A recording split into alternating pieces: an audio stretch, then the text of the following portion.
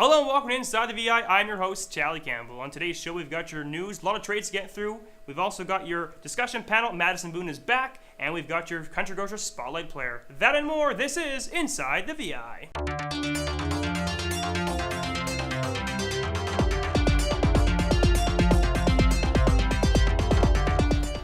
It's now time to pass some news in the VI JHL. Quite a few trades to get to this week. A couple trades to go through this week in the VI JHL. On October 28th, the Peninsula Panthers acquired goaltender Alex Olson. On the 29th, the San Antonio Braves acquired Simos McGuire. On the 30th, the Oceanside Generals traded defenseman Tanner Brown to the Carey Park Islanders in exchange for Cameron Nickerson. And finally, the Panthers acquired Jacob Krupp. That's all news in the VI JHL.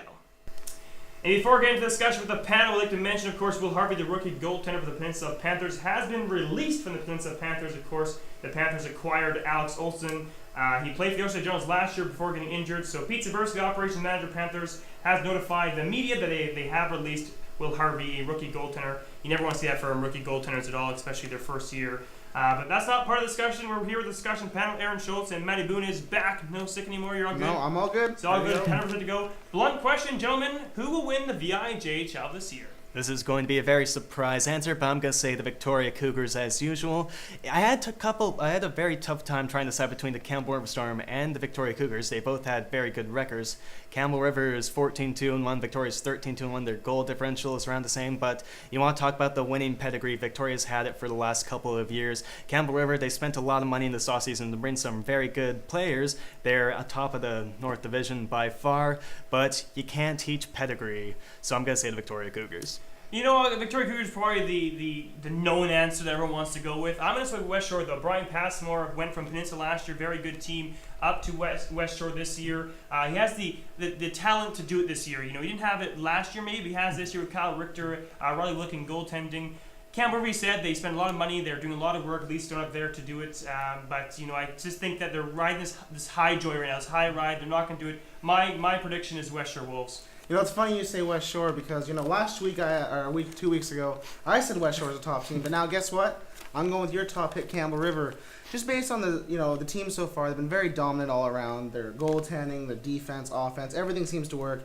And if they can keep that going throughout the season, they have a very good shot at winning. Now,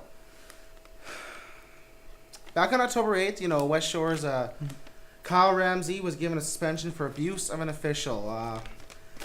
What are your thoughts? 10 games is a long suspension for any player, but abuse an official is one that I think it's a minimum 10 games you have to give someone. Abuse an official can mean a lot of things. That can mean pushing the official back from a call. That could mean physically attacking the official. That could mean as simply as texting the official after the game saying, you effing suck, whatever. So abuse official is a variety of things, but regardless, 10 games. Because I'm sorry, fans, players, whomever, without refs, there is not a game. So we have to respect the referees. Absolutely, I think you're right. You know, there's no excuse at any level of sports for abuse of an official. Like you said, there's no game without the official. You know, how do you stop it? You nail him with the 10-game suspension. I think he's learned his lesson. Mm-hmm. I think 10-game suspension is very appropriate for an abusive official, but what about after the first offense? I'd say that maybe 20 games next time, maybe 30 games next time, or maybe you eventually just cut him from the league in general if that problem is big time. Because the referees are human. The officials are human. They just want to organize the game. They just want to make sure it's played, make sure it's enjoyable for all of us who love the VIJHL. So, no, abusing an official is not okay, and we just got to make sure that with punishments like a 10-game suspension, that'll never happen again. It's good to see that we all agree on the 10-game suspension, Kyle Ramsey. That's good. And final question, should the VIJHL expand?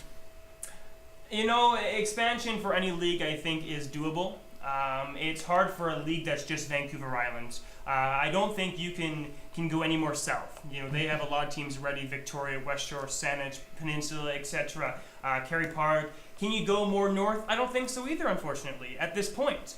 You know, Campbell River's that top team right there. You can't really go into Port Alberni. They're already struggling with the junior A team up there, the Alberni Valley Bulldogs. And they probably have the greatest support in the community. Maybe Fuller Lake by Cowichan, potentially. They don't draw from the Carey Park area. Expansion, I think, is doable in any league, but there's a time and a place, and I'm not sure if this is it. I'm going to say, I sort of agree with you. I think that there is some time and place. Maybe it's not right now, but I'm going to say maybe in the future it's time that Port Alberni gets a VIJHL team. And quite frankly, I'm a fan of evening things out. There's 5 teams in the South Division. There's 4 teams in the North Division.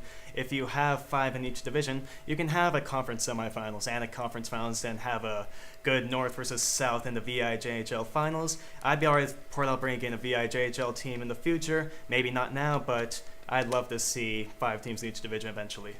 Yeah, I'm agreeing with you both guys. I mean, I think any league has the room to expand. But is the timing right now? Not exactly. But I wouldn't be surprised, 5-10 years down the road, we do see another team, probably in the North. Because like you said, the South is crammed. So I think maybe a North team in the next 5 to 10 years. Great, thank you, gentlemen. As discussion with the panel, make sure you follow these 2 gentlemen on Twitter, at Madison Moon, at Aaron Schultz. Very easy Twitter handles. And it's now time to pass an interview with Tyson Taylor, the sports reporter for the PQB News. That's right, we're now joined by Tyson Taylor, sports reporter of the PQB News in Parksville. Thanks for joining us, Tyson. First off, the Generals trade Tanner Brown for Cameron Nickerson. Who benefits from this trade? I think that both teams are going to benefit from this trade. I mean, in acquiring Cameron Nickerson, the Generals get a forward who can put up goals. He gets points. That's something that they're going to need desperately. And I think in trading away Tanner Brown to Kerry Park, the Islanders are getting a good offensive defenseman. That being said, I think ultimately the Generals are probably going to be the ones that are come out on top with this because they needed some solidarity up front with their goal scoring, and Nickerson seems to be a guy who's going to give them that opportunity. Tyson, of course, you've been through the Generals for quite some time now. You've seen the coaches flip-flop here and there, the multiple times it has in the past year and a bit. Chuck Kessler, he's now got his first win under his belt. How do you think he's doing, and will he last?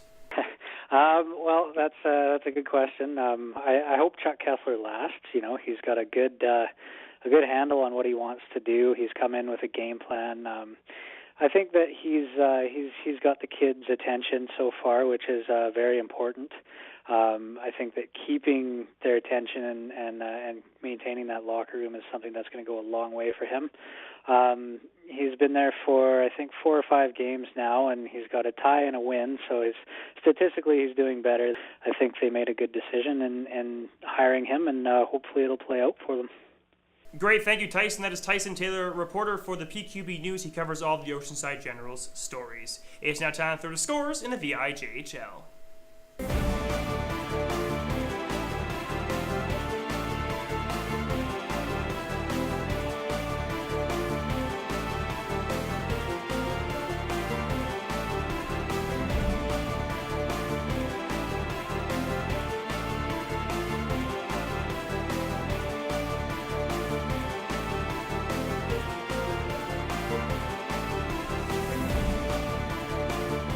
As part of our Where Are They Now segment here on Inside the VI, I'm joined on the line by Alec Dillon, a former player for the West Shore Wolves and VIJHL alumni. So Alec, in 24 games in the VIJHL, you had a .89 save percentage. Talk a little bit about some of your favorite memories from that season. I think anytime, especially in my league, the year I played, anytime we played the Cougars, it was a big game, especially for me. No one liked them that year. I think it might have had something to do with they only had 1 loss, but I think anytime we played them, I was excited. Now, following your season with the West Shore Wolves, you played for the Victoria Grizzlies. Talk a little bit about what you learned during that season. I learned a lot. I think playing in the VI as a 16-year-old really helped me, playing with the kids that age and just being around them more. It's a similar type of hockey. I think whereas you can't get from major midget, going from major midget to junior A. So I think how good I was in junior A, I think I owe a lot to junior B, especially. Now, of course, this season you're playing for the Tri-City Storm, and so far in 7 games you have a 1.35 goals against average. That's a .953 save percentage. Talk a little bit about how the season has been going for you. Great. We're off to a pretty good start. I started off actually getting most of the starts at the beginning. The other goalie got hurt. So, again, similar type of league. a little bit more defensive than the league I was in last year, being BCHL. But no, I think I made the right decision, and it's worked out so far, and I actually like it a lot. And finally, Alec, what's it like being a prospect of the LA Kings after being drafted in the 5th round? It was great. They're great. I mean, first-class organization, obviously, coming off a Stanley Cup win like that. A lot of buzz around the summer, and then it was nice to get into development camp and then coming back for goalie camp, which I learned a lot. I think it helped me out a ton, especially starting the season. I mean, it was all fresh in my head with what I worked on all summer. So, I mean, speechless when it happened. I think I'm glad I went to that organization. So, yeah, great. Great. Thanks a lot, Alec. That's Alec Dillon, VIJHL alumni and former player for the West Shore Wolves. We're going to pass things back over to Tali Campbell now, who has our Spotlight Player of the Week. And this week, our spotlight is on Devyn Grant of the Campbell River Storm.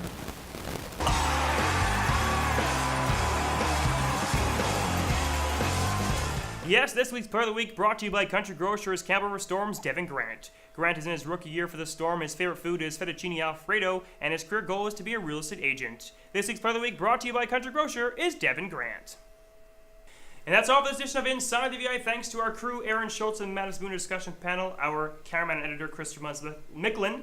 Thank you to Tyson Taylor and Alec Dillon for joining us. And of course, thanks to our sponsors, Country Grocer and the Nanaimo Toyota Scion. Have yourself a fantastic night. Make sure to follow us on Twitter at Inside the VI. Good night, everyone.